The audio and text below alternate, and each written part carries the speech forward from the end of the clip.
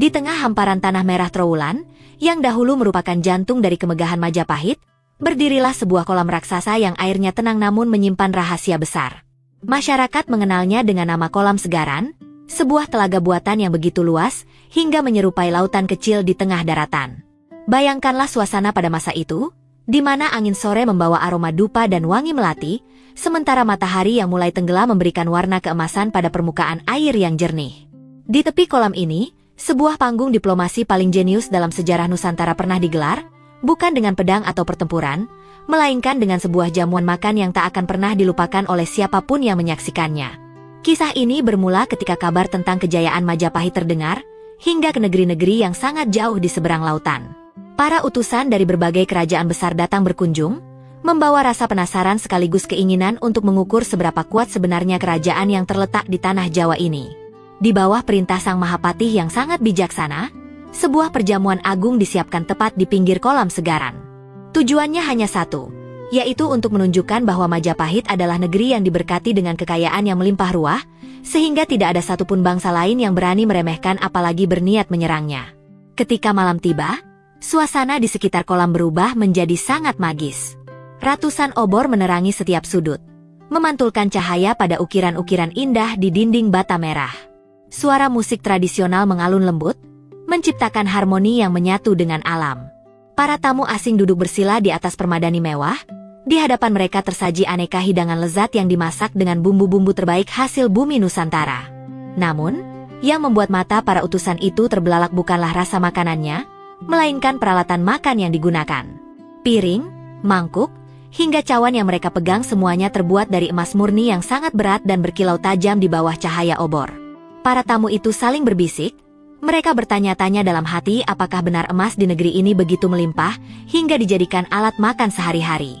Rasa takjub mereka memuncak ketika acara makan selesai. Alih-alih mencuci piring-piring mahal tersebut, para pelayan kerajaan dengan wajah tenang dan tanpa ragu sedikit pun mulai mengumpulkan semua peralatan makan emas itu. Di depan mata para tamu yang masih terpana, satu persatu piring dan cawan emas itu dilemparkan begitu saja ke tengah kolam.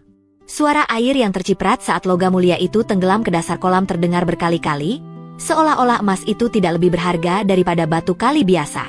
Sang Mahapatih dengan tenang menjelaskan kepada para tamu bahwa di Majapahit, kehormatan tamu adalah segalanya.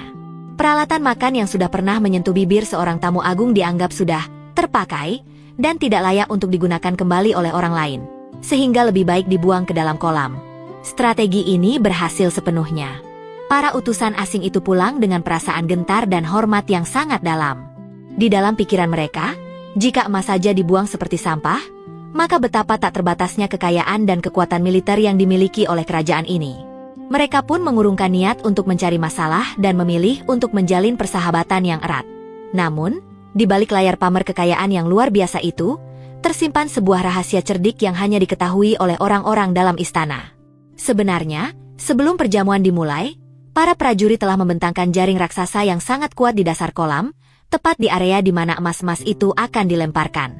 Begitu para tamu sudah meninggalkan area kolam dan malam semakin larut, para petugas diam-diam menarik kembali jaring tersebut. Semua piring dan cawan emas yang terlihat dibuang dengan sia-sia itu sebenarnya diangkat kembali, dicuci bersih, dan disimpan kembali ke dalam gudang harta kerajaan untuk digunakan pada siasat berikutnya. Kejadian ini membuktikan bahwa leluhur kita tidak hanya mengandalkan otot, tetapi juga kecerdasan dalam menjaga kedaulatan bangsa. Mereka memahami betul tentang kekuatan persepsi dan diplomasi. Dengan cara yang terlihat sangat boros, mereka justru berhasil menghindari perang yang jauh lebih mahal biayanya. Mereka menunjukkan bahwa kecerdikan adalah senjata yang paling ampuh untuk menjaga perdamaian dan harga diri sebuah negara tanpa harus meneteskan darah di medan laga. Hingga saat ini, Kolam Segaran masih ada dan menjadi saksi bisu betapa hebatnya pemikiran orang-orang zaman dahulu. Jika kita berdiri di tepinya sekarang, kita tidak hanya melihat genangan air yang luas, tetapi juga warisan tentang pentingnya strategi dan kebijaksanaan. Kisah ini mengajarkan kita bahwa dalam hidup, kita tidak perlu selalu pamer kekuatan dengan cara yang kasar. Terkadang, cukup dengan menunjukkan rasa percaya diri dan kecerdasan, kita bisa membuat orang lain segan dan menghormati kita. Hikmah ini tetap relevan hingga sekarang, dimanapun kita berada, bahwa menjaga martabat dan kehormatan dengan cara yang elegan adalah tanda dari bangsa yang besar.